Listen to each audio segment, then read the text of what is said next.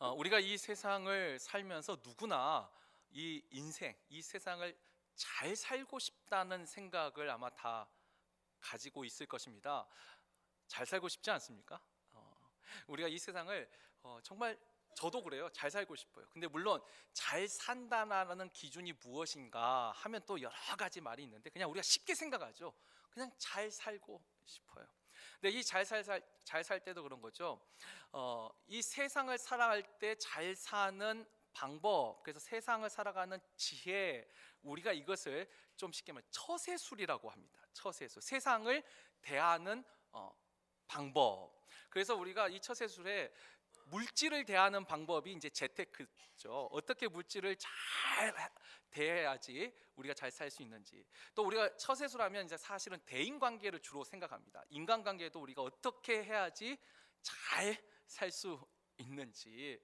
또 이 세상에 존재하는 여러 가지 환경과 여러 가지 뭐 시스템 이런 것들을 우리가 어떻게 잘 대해야지 잘 살 수 있는지. 사실 이 세상을 대하는 그 처세술의 범위가 굉장히 넓습니다.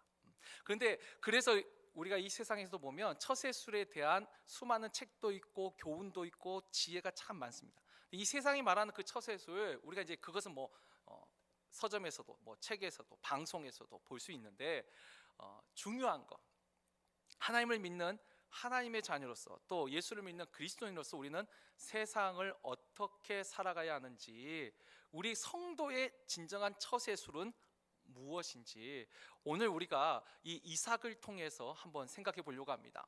여러분, 특별히 이삭은 우리가 성경에 뭐 30배, 60배, 100배의 축복을 받는다 언약의 말씀은 있는데 실제로 100배의 축복을 받았다고 기록으로 남은 유일한 사람이 바로 이삭입니다. 여러분, 이 100배의 축복이라는 것이요 어마어마한 것입니다. 잘 생각해 보세요. 한 달에 1000불 받던 분이 100배 축복 받으면 얼마 받는 거죠? 10만 불. 계산이 안 되세요? 되죠? 10만 불 받는 사람이 100배 축복 받으면요 1000만 불. 여러분, 인생의 100배 축복 2번 받으면 와, 활짝 핍니다. 이 100배의 축복이 진짜 어마어마한 복이에요. 농사를 짓던 사람이 한 그 농사할 때 쌀 10가마 거두던 사람이 100배 축복 받으면 얼마를 거둬요? 1000가마예요. 1000가마를.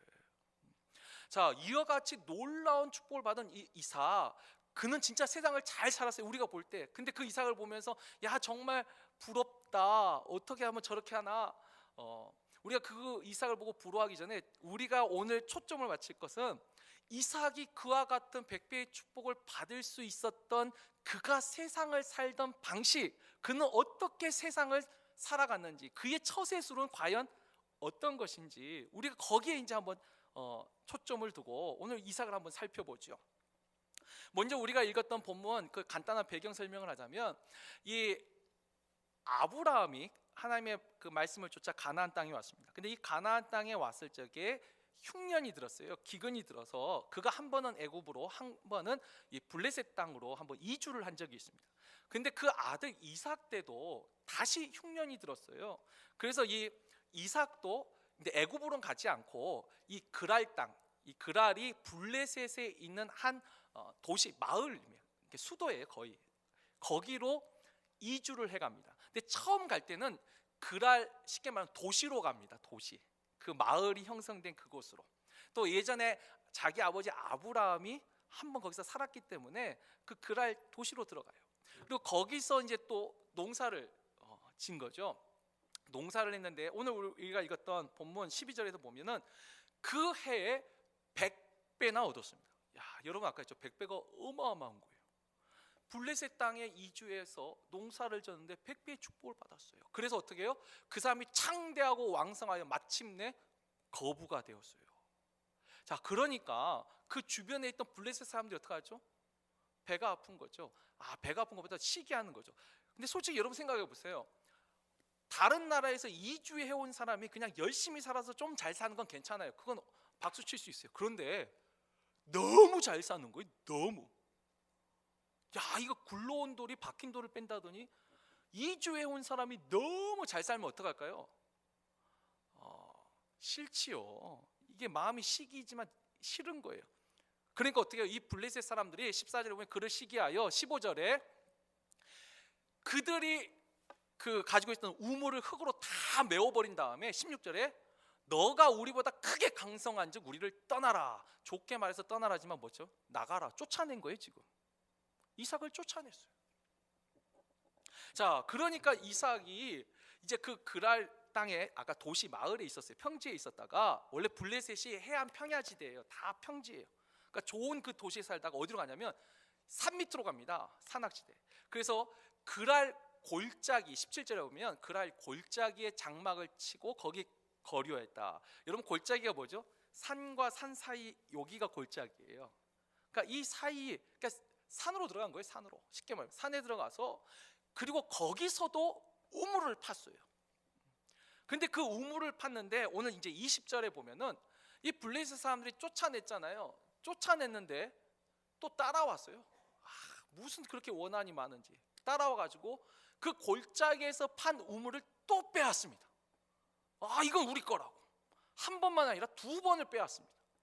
그래서 그 이삭이 골짜기에서 판 우물 이름을 에색과 신나라 부르는데 에색과 신나가 뭐냐면 다투다, 대적하다, 싸우다라는 뜻이에요. 또 뺏겼어요. 두 번 다.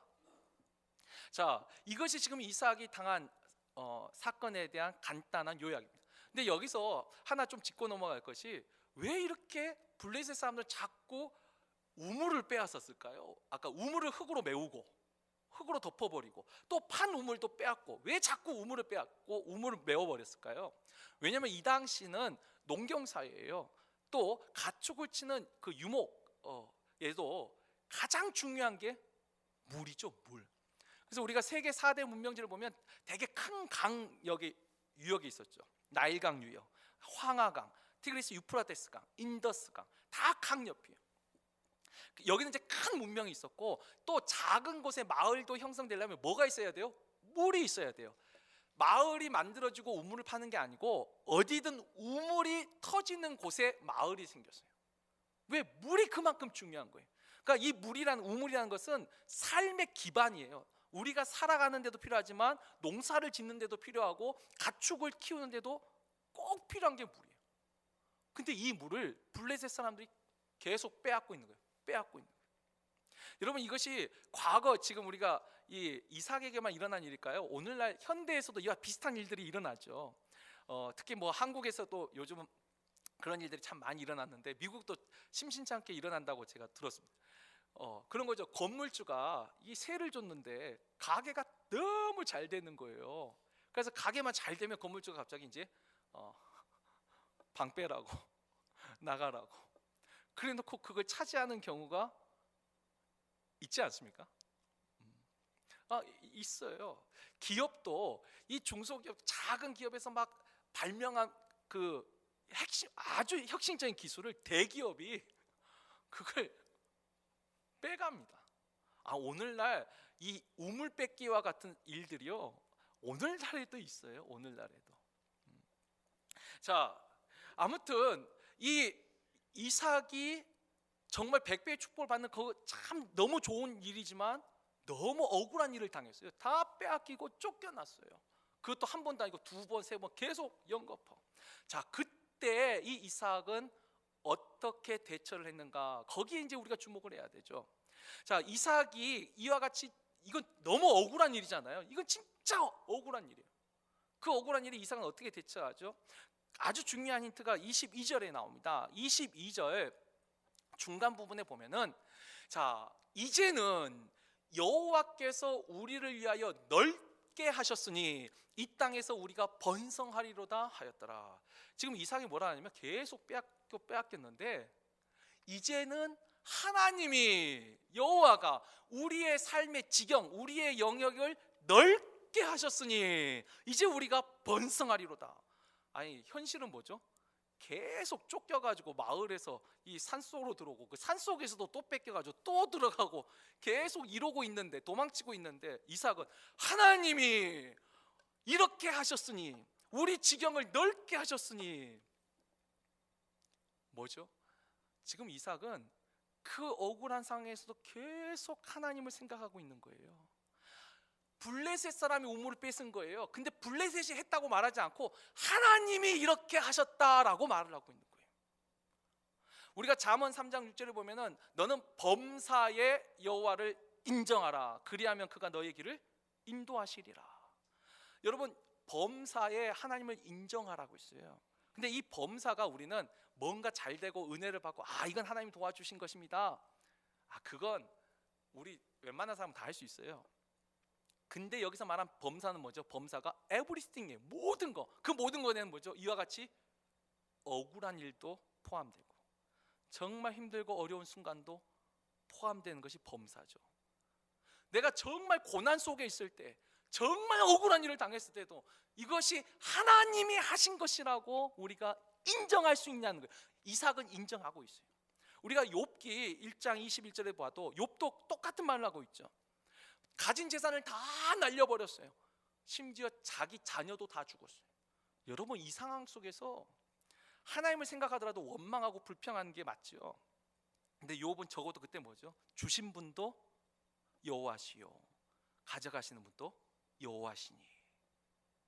물론 그 다음에 욥도 너무 힘드니까 하나님을 향해서 원망을 시작은 해요. 그러나 적어도 그 순간에 그는 여호와를 인정했어요. 여러분, 여호와를 인정하는 게 여호와께 원망하고 불평하는 게 아니에요. 인정하는 거예요. 그냥 하나님이 이 일도 하나님이 하신 것이라고, 그게 인정하는 거예요. 받아들이는 거예요. 여러분, 이 이삭과 같은 처세술, 이삭만 그렇게 했을까요? 우리가 너무나도 많은 증인들이 있지만 우리가 몇 군데 한번 살펴보죠. 창세기 45장 5절 우리 한번 다 같이 읽습니다. 당신들이 나를 이곳에 팔았다고 해서 근심하지 마소서, 한탄하지 마소서. 하나님이 생명을 구원하시려고 나를 당신들보다 먼저 보내셨나이다. 아멘. 누구 말이죠? 요셉의 말. 너무 잘 알죠. 자기를 형들이 팔아먹었어요. 노예로 팔아먹었어요. 종으로 팔아먹었어요. 여러분, 내가 그 일을 당했다고 생각해 보세요. 와, 이거 우라병 이게 올라와서 못 살아요. 근데 요셉이 뭐라고 말하죠? 당신들이 판 게 아니라 하나님이 나를 보내신 겁니다. 하나님이 했다고 지금 인정하는 거예요. 하나님의 사람 요셉도 그 일을 하나님을 인정하고 있어요. 우리가 한 명 또 볼까요? 사무엘상 26장 9절 말씀입니다. 다 같이 읽겠습니다. 다윗이 아비새에게 이르되 죽이지 말라. 누구든지 손을 들어 여호와의 기름 부은 자를 치면 죄가 없겠느냐 하고. 여러분, 이건 누가 했어요? 다윗이. 언제 한 말일까요? 다윗이 사울이 다윗을 죽이려고 쫓아다닐 때 정말로 하나님이 주신 기회예요. 다윗이 숨은 그 동굴에 사울이 와서 잠을 자는 거예요. 옆에 있던 그 부하 아비새가 내가 두 번 찌를 필요도 없습니다. 단번에 죽일 수 있습니다. 이 사람 죽입시다. 그럼 어떻게 해요? 이제 우리는 나를 죽이려는 사람이 죽었으니까 자유를 얻을 것이고 잘만 하면 이스라엘 왕도 될 수 있어요. 근데 다윗이 그 순간에 누구를 생각하냐면 하나님을 또 생각해요. 하나님이 기름 부은 자를 치면 그것이 죄가 아니겠느냐. 하나님을 생각해요. 세상의 처세술로 보면 사울을 죽일 수 있어요. 근데 하나님을 생각하고 그렇게 하지 않아요. 옷자락을 살짝 걷는 것도 마음이 아파했어요. 하나님을 생각하고 있어요. 그 순간에. 우리가 이제 신약으로 와볼까요? 로마서 12장 19절 21절 말씀입니다. 또 다 같이 읽겠습니다. 네, 사랑하는 자들아, 너희가 친히 원수를 갚지 말고 하나님의 진노하심에 맡기라. 기록되었을 때 원수 갚는 것이 내게 있으니 내가 갚으리라 주께서 말씀하시니라. 내 원수가 줄이거든 먹이고 목마르거든 마시게 하라. 그리함으로 내가 숯불을 그 머리에 쌓아 놓으리라. 악에게 지지 말고 선으로 악을 이기라. 여러분, 원수가 어떠죠? 그냥 보통 사람이 아니에요. 나 정말 괴롭히는 사람이 원수예요. 근데 그 원수에게도 너가 원수를 갚지 말라는 거예요. 세상은 어떻게 하죠? 한 대 때리면 두 대 때려야지 풀려요. 한 대 맞고 한 대 때려가지고 풀린 사람이 거의 없어요. 한 대 맞으면 두 대 때려야 돼요. 욕 한마디 들으면 어떻게 해요? 두 마디 해야 돼요. 두 마디. 그래야지 되는 거예요. 그게 세상의 방식이에요. 그런데 사도 바울이 그 예수의 사도가 뭐라 말하는 거예요? 그거 하나님 앞에 맡기고 너희는 어떻게 그 원수가 목마르면 마실 걸 주고 배고파하면 먹을 걸 주라는 거예요. 악에게 지지 말라는 거예요. 선으로 악을 이기라는 거예요. 하나님을 생각하라는 거예요. 여기서보다 또 한 단계를 볼까요? 사도 베드로는 또 이렇게 말합니다. 베드로전서 2장 19절 말씀 다 같이 읽습니다. 부당하게 고난을 받아도 하나님을 생각함으로 슬픔을 참으면 이는 아름다우나. 부당하게 고난을 받아요. 개역한 거는 예전에 애매히 고난을 받아도, 아까 원수같이 사이가 나쁜 사이도 아니에요. 근데 참 애매하게 사람을 괴롭혀요. 원수도 아닌데 사람을 참 힘들게 해요. 그때 우리는 어떡하죠? 맞받아 쳐야 되는데 어떻게? 그것도 누구를 생각함으로? 하나님을 생각함으로 그 슬픔을 참으면 그게 아름답대요. 물론 그 다음에는 죄가 있어 참는 것은 아름답지 않아요. 근데 부당하게 고난을 받아도, 원수가 아니더라도 애매히 고난을 받아도 그것도 하나님을 생각하면서 참으면 그게 아름답다는 거예요. 여러분, 이게 이삭이 가지고 있는 처세술이에요. 뭐죠? 세상을 대할 때 늘 범사의 하나님을 인정한 것이 그의 처세술이에요. 백배의 축복을 받을 때도 하나님 감사합니다. 그러나 억울한 일을 당해서 또 빼앗기고 또 빼앗겨도 이것도 하나님께서 하신 일입니다. 이게 이삭의 처세술이에요. 여러분, 그렇다면 세상의 처세술은 뭘까요? 우리가 이 이야기 속에 또 다른 등장인물, 이 두 그룹이 있어요. 첫째는 블레셋이죠. 여러분, 블레셋은 이삭을 이렇게 쫓아내면서 그들은 그 이삭을 보면서 어떻게 생각했을까요? 아, 저 사람이 이거 다 빼앗기고 가는데 야, 저거 어떻게 할까? 좀 무섭다. 우리가 너무한 거 아닌가? 이런 생각했을까요?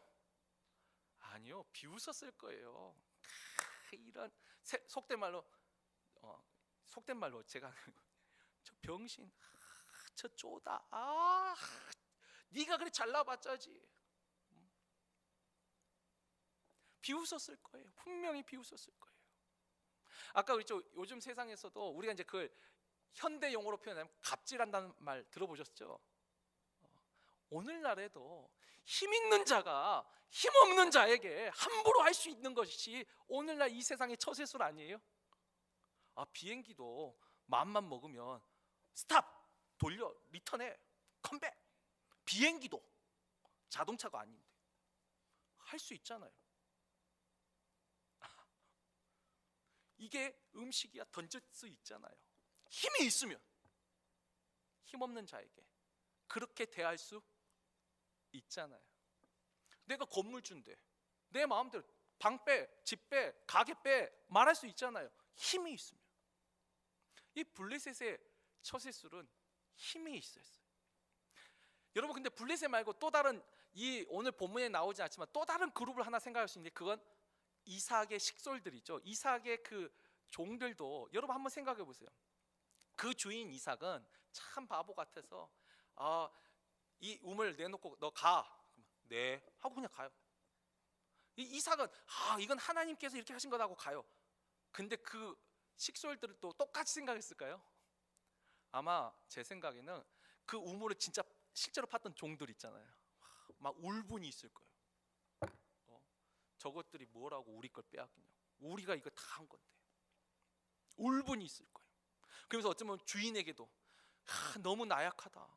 한번 붙어보지. 지렁이도 밟으면 꿈틀한다는데 한번 꿈틀이라도 해보지 뭐. 이런 마음이 없었을까요? 또 물론 그 중에 좀 더 차분하고 지혜 있는 사람은 그랬을 거예요. 그래도 참아, 어쩔 것이야. 힘없는 우리가 죄지. 힘없는 게 죄지. 약자의 서러움. 한쪽은 울분. 한번 붙어야 되는데 한쪽은 그래도 참아야 돼. 우리가 붙으면 우리 다 죽어. 힘없는 우리가 서러운 거야. 이러지 않았을까요? 근데 여러분 보세요. 쫓아내고 비웃고 있는 블레셋이나 쫓김 당하고 그것 때문에 울분에 표하거나 또 서러움에 잠긴 이삭의 식솔들이나 여러분 세상을 대하는 처세술은 똑같아요. 힘의 논리예요. 우리가 그 약육강식이라는 표현을 쓰는데 힘 있는 자가 힘 없는 자의 섬김을 받는 것이, 그리고 힘 없는 자는 힘 있는 자를 섬기는 것이. 당연히 직원이 사장한테 고개를 숙이는 게 당연한 거 아니에요? 만약에 사장이 직원에게 고개를 숙이는 곳이 있다면 거기는 대단한 곳이에요. 세상의 원리로 보면은 여러분 당연히 힘없는 자는 힘 있는 자를 말을 들어야 돼요. 그러나 이상만은 전혀 다른 처세술을 가지고 있었어요. 블레셋이나 이런 식으로 거기에 비웃거나 또는 서러움과 억울함 속에 있을지라도 이상만은 하나님이 이것도 행하셨다, 하나님이 이것도 허락하셨다, 하나님을 생각하고 참고 있더라는 거예요. 아주 중요한 포인트입니다. 자, 그리고 이것만 있는 게 아닙니다. 또 중요한 게 있어요. 여러분, 이삭이 이렇게 하나님을 생각하고 참았어요. 근데 가만히 있었나요? 계속 쫓겨가는 대로 또 팠어요. 또 우물을 팝니다. 또 파요, 또 파요, 계속 파요. 여러분, 이것을 우리가 좀 어려운 말로 칠전팔기라고 말할 수 있습니다. 여러분, 칠전팔기 그 말 아세요? 이게 뭐죠? 7번 넘어져도 8번 일어난다. 이게 7.8기예요. 근데 여러분, 이 7.8기가 이게 말이 쉽지요. 이렇게 삶의 근원 자체를 이렇게 송두리째 빼앗기는 일을요 2번만 겪어도 저는 2전 3기도 어렵다고 생각해요. 이건 정말 어려운 거예요. 그리고 여러분 또 하나, 7.8기라는 말이 처음 쓴 그 곳이 어딜까요? 우리가 7.8기가 이게 한자어라고 생각하니까 중국이라고 생각하시죠? 아니요, 우리 잠언 24장 16절 말씀 우리 다 같이 한번 읽겠습니다. 읽습니다. 시작. 대저 악인은 재앙으로 말미암아 엎드러지느니라. 아멘. 여러분 보세요. 7번 넘어질지라도 다시 일어나려니와. 이 세상에 존재하는 기록된 문서로서 가장 오래된 게 성경입니다. 일단 기록된 연도로 봐도 7.8기의 원래 뿌리는 성경이에요. 그 말을 중국도 쓰고 여러 군데 써도 오리지널은 성경입니다. 이것보다 더 오래된 기록이 없으니까. 그런데 이 오리지널 성경에 아주 중요한 말이 있어요. 의지가 강한 사람이 7번 넘어져도 8번 일어난 게 아니에요. 오직 의인만이 일어납니다. 여기서 의인은 누굴까요? 의로운 사람이 아니라 하나님을 믿는 사람이 성경이 말하는 의인이에요.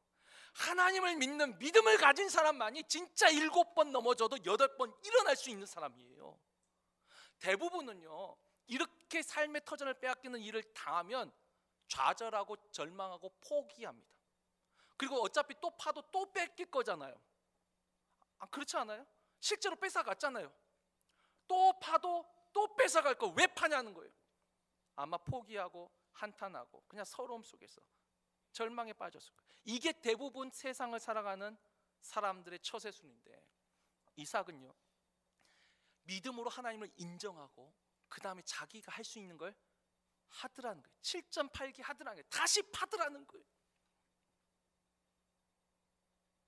이게 이삭이 세상을 살아가는 처세술이에요.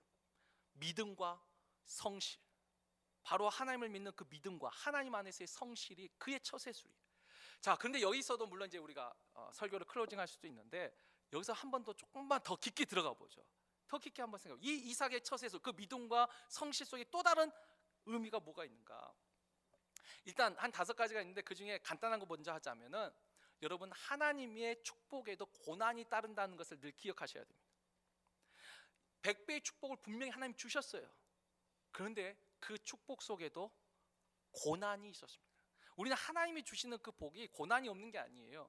우리가 마가복음 10장 30절에도 보면은 나와 및 복음을 위하여 집과 자녀와 전토와 부모와 형제를 버린 자도 이 땅에서 100배의 축복을 받고 내세의 영생을 얻지 못할 자가 없느니라. 우리가 너무나도 좋아하는 말씀입니다. 근데 그 말씀에 또 중요한 한 구절이 있죠. 뭐죠? 핍박을 겸하여 받고. 하나님이 주신 복에도요 여러분 고난이 있어요. 왜냐하면 복을 받았을 때 하나님을 인정하는 것과 고난 중에도 여호와를 인정하는 거, 어느 쪽이 진짜 믿음일까요? 어느 쪽이 진실한 믿음에 더 가까울까요? 하나님은 진짜 믿음을 보시기를 원하세요. 고난이 있어요. 우리는 부활의 영광을 사모합니다. 그러나 부활의 영광이 이르기 전에 십자가의 고난이 있다는 것도 꼭 기억해야 됩니다. 그러니까 고난 받는 것을 이상하게 생각하지 마세요. 이삭과 같은 사람도 고난이 있었어요. 두 번째, 아까 좀 이삭이 분명히 성실했습니다. 7.8기 했어요. 근데 그 속에 우리가 한번 또 깊게 들어가 보면 그가 셈 근원을 얻기 위해 어떤 노력을 했는가 한번 우리가 좀 묵상해 볼 필요가 있습니다. 우리가 19절에 보면 그가 이삭이 골짜기를 팠을 적에 셈 근원을 얻었다는 표현이 있어요. 셈 근원. 여러분, 이 셈 근원이 뭐죠? 여러분, 우물이라는 것이요, 그냥 땅만 계속 파들어가면 물이 나오나요?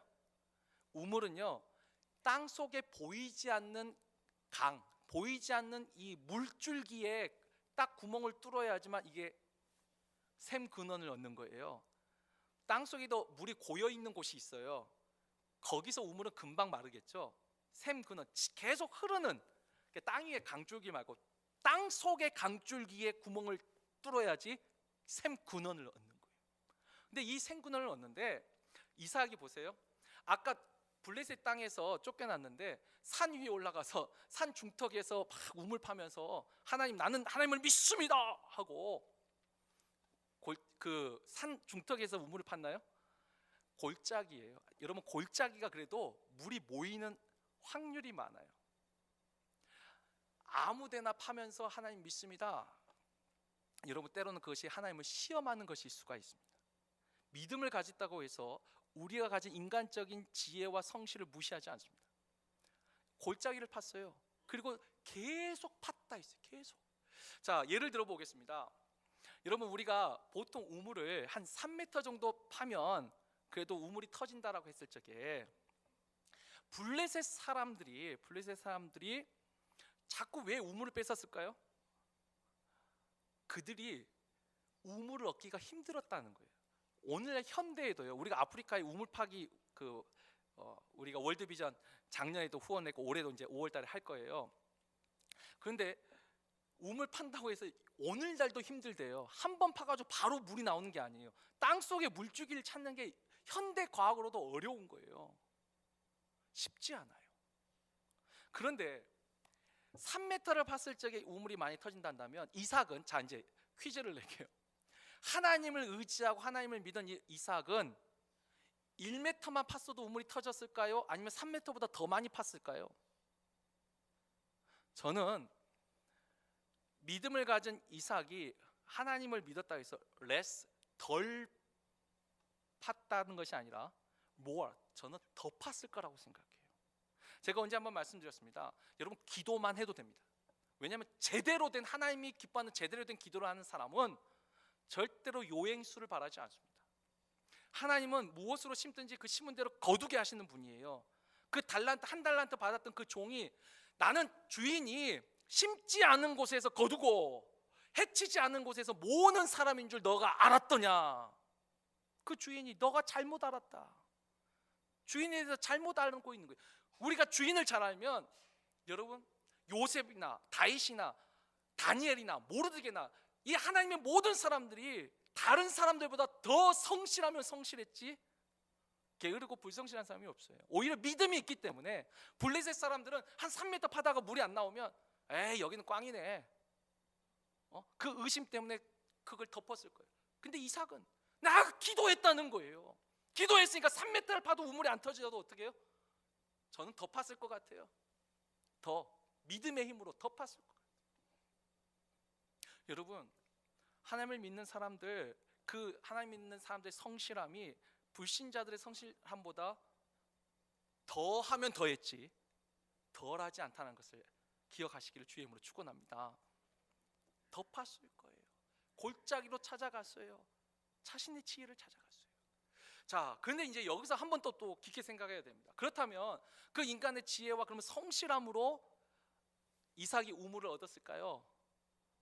여러분, 여기서 반드시 기억하셔야 될 게 뭐냐면, 샘 근원, 보이지 않는 그 땅 속의 물줄기에 구멍을 뚫게 하신 그 생근원을 얻게 하신 게 하나님의 능력이란 걸 믿으시길 주의 이름으로 축원합니다.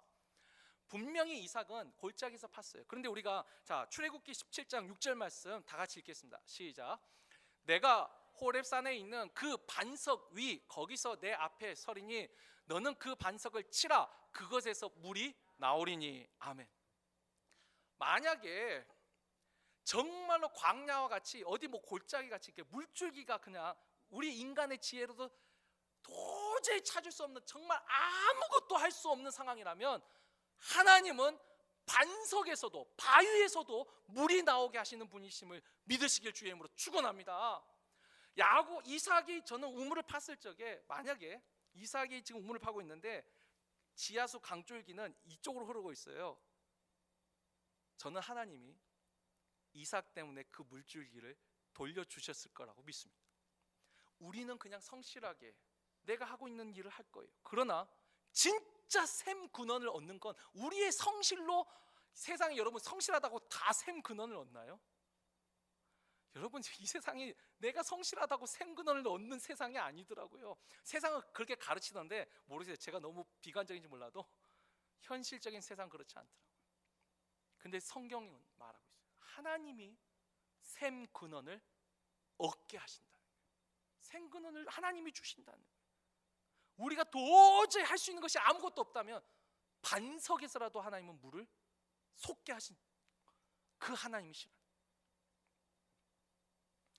이 하나님의 능력이 또 하나 기억하실 게 있습니다. 이 하나님이 생 근원을 얻게 하실 뿐만 아니라 우리가 로마서 8장 28절 말씀 너무 잘 알죠. 우리가 알거니와 하나님을 사랑하는 자 곧 그의 뜻대로 부르심을 입은 자들에게는 모든 것이 합력하여 선을 이루느니라. 우리가 지난주에 말씀드렸어요. 아버지 하나님이 우리에게 주신 약속이 뭐죠? 주시되 기도와 구하면 주시는데 어떻게 해요? 반드시 좋은 걸 주십니다. 우리가 그걸 믿지 못하는 것뿐이죠. 반드시 선을 이루게 하세요. 반드시 좋은 걸 주세요. 합력하여 선을 이루세요. 자, 그렇다면 이 이삭의 그러니까 우리가 이삭의 처세술은 봤어요. 이미 하나님을 인정하고 그 믿음과 그가 가지고 있는 성실함으로 세상을 대했어요. 근데 그 속에 이제 하나님의 세상을 대하는 처세술이라고 할 거예요. 하나님은 어떻게 하죠? 그 속에서 선을 이루시더라는 거예요. 그 속에서 하나님의 계획을 이루어 가시더라는 거예요. 첫 번째 어떤 선을 이루었느냐? 우리가 하나 힌트를 볼 수 있는 것이 29절 말씀입니다. 29절 말씀은 이 이삭을 블레셋이 쫓아냈잖아요. 그래놓고 계속 이삭을 뺏고 그래서 이삭이 계속 도망갔잖아요. 근데 마지막에 블레셋 왕이 그 군대 장관과 함께 이삭을 찾아와요. 찾아와서 일단 하는 말이 29절 이런 말을 합니다. 너는 우리를 해하지 말라. 이는 우리가 너를 범하지 아니하고 선한 일만 내게 행하여 내가 평안히 가게 하였음이니라.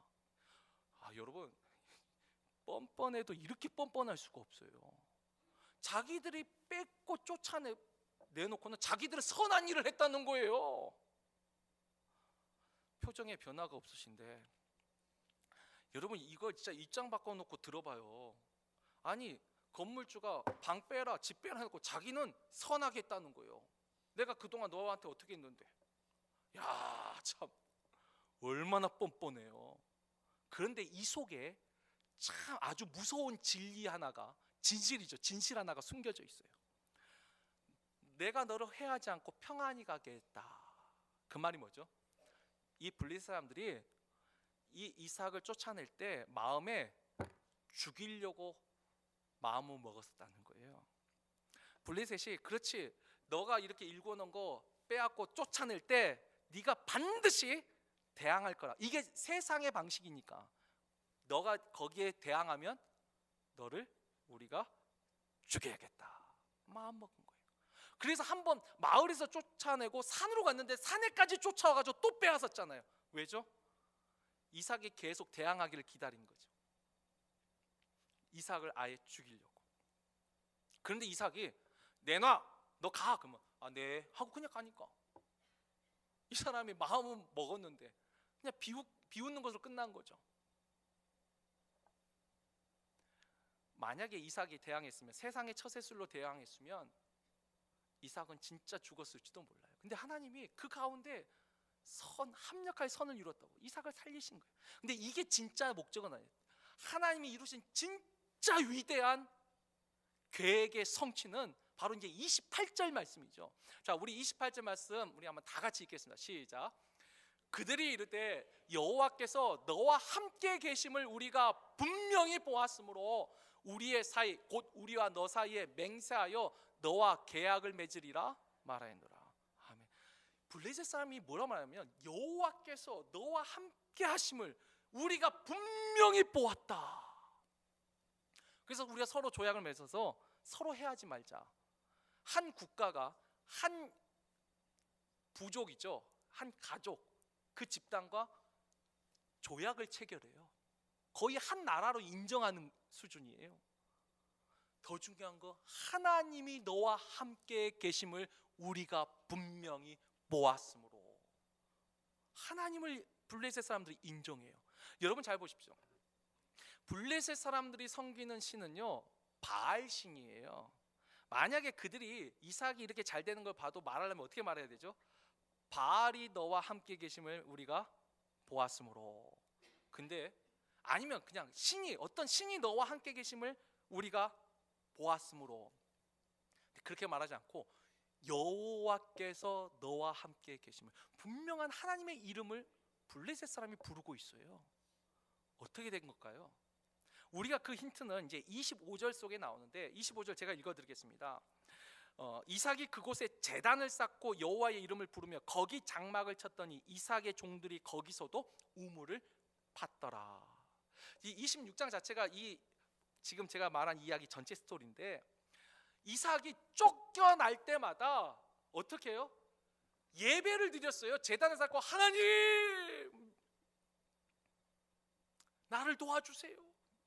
하나님 나를 불쌍히 여겨주세요. 예배 드리면서 하나님을 인정한 거예요. 그리고 어떻게 그 다음에 우물 판 거예요. 또 팠어요. 블레셋 사람이 아까 했죠. 계속 쫓아오면서 주목해서 봤어요. 근데 계속 봤더니 이 사람이 여호와 하나님 부르고 우물 파니까 또 생근원이 터져요. 자기들은 그렇게 파도 안 터지는데 어떻게 된지 이 인간은 파면 터져. 파면 또 빼앗았더니 또 하나님 하고 부르시더니 또 터지네. 처음에는 비웃었어요. 근데 계속 반복되니까 두려움이 오는 거예요. 아, 이 사람은 저가 부르는 그 여호와라는 그 하나님이 저 이삭과 함께 하는구나. 두려움이 찾아온 거예요. 그제서야. 그래서 그 왕이 군대 장관과 함께 와가지고 우리가 조약을 맺자. 여러분, 하나님의 놀라운 계획이 있어요. 우리는 하나님께서 그 사랑하는 백성들에게만 복을 주시고 은혜를 주신다고 생각하는데 아니요.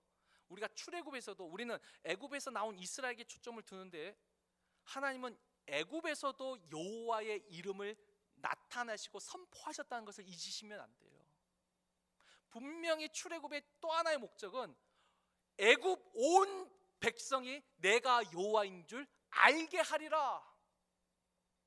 하나님은요, 온 세상에 여호와의 이름을 선포하시는 분이에요. 그게 어찌 보면 하나님에게선 최종적인 목적이에요. 여호와의 이름을 선포하는 것, 여호와의 영광을 드러내는 게 하나님에게 가장 좋은 선이죠. 그런데 믿음의 삶의 방식을 가진 이삭을 통해서 하나님은 블레셋이라는 이방 민족 가운데 여호와의 이름을 선포하셨고 그들의 입을 열어서 하나님을 인정하도록 만드셨어요. 이게 최종적인 선을 이루신 하나님의 주권적인 계획이시죠. 이삭이 100배 축복받고 고난 중에서 다시 축복받았다. 이것이 핵심이 아니고 이방인 가운데 살아계신 하나님이 어떤 분인가를 선포하게 만든 거예요. 그 속에 이삭은 어부지리로 은혜를 받았다고. 이게 더 부수적인 거예요. 진짜는 하나님의 이름이 드높아진 거예요. 이제 말씀을 정리합니다. 이 이삭의 삶의 방식은 그렇죠. 이삭의 삶의 방식은 범사의 여호와를 인정하는 믿음과 또 그 믿음 안에서 자신이 할 수 있는, 내가 할 수 없는 것에 도전하는 게 아니에요. 내가 할 수 있는 것에 그냥 성실하게 할 수 있는 일을 하는 것뿐이에요. 그리고 그 가운데 예배를 통해서 하나님의 이름을 부르는 거예요. 우리도 마찬가지입니다. 이 세상 살아갈 때 여전히 블레셋과 같은 삶의 방식, 또 이삭의 또 다른 어떤 식솔들의 삶의 방식으로 살아가는 인생이 태반이에요. 힘의 논리 안에서, 갑질하는 세상 속에서, 을이나 요즘은 병까지도 나오더라고요. 을보다도 못한 병의 인생을 살아가는 이 세상에서 우리는 가불병을 따지기 전에 눈을 들어 하나님을 보는 인생들이에요. 하나님이 주신 거예요. 이것도, 그 이것도가 지금 잘된 것도, 또 어려운 것도, 심지어 억울한 것도, 애매한 고난도 다 하나님이 주신 거예요. 그걸 인정하는 게 믿음이에요. 그리고 그 안에서 그냥 내가 할 수 있는 걸 하세요. 내가 가지고 있는 그 지식의 범위 안에서 성실하게 하세요. 골짜기에서 우물 파세요. 내가 할 수 있는 것 범위 안에서.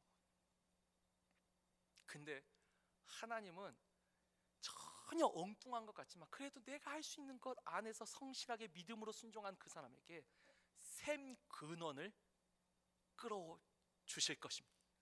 샘 근원을 만나게 하실 거예요. 터질 거예요. 3m 파고 절망하지 말고 1m 더 파보세요. 10cm라도 더 파보는 거예요. 믿었으니까, 기도했으니까 반드시 응답하시는 아버지가, 반드시 좋은 걸 주시는 그 아버지가 반드시 나에게 좋은 걸 주신다고 믿고 그 자리에 계속 서 있는 것이에요. 그리고 그 자리에서 예배를 통해 하나님의 이름을 부르는 거예요. 그러면 불신자들도, 믿는 사람뿐 아니라 불신자들도 그걸 보고, 그렇죠? 주일날 교회 안 가는 사람 보고 불신자가 그 사람 예수 믿는지 어떻게 알겠어요? 그러나 주일 계속 예배 드리러 가요.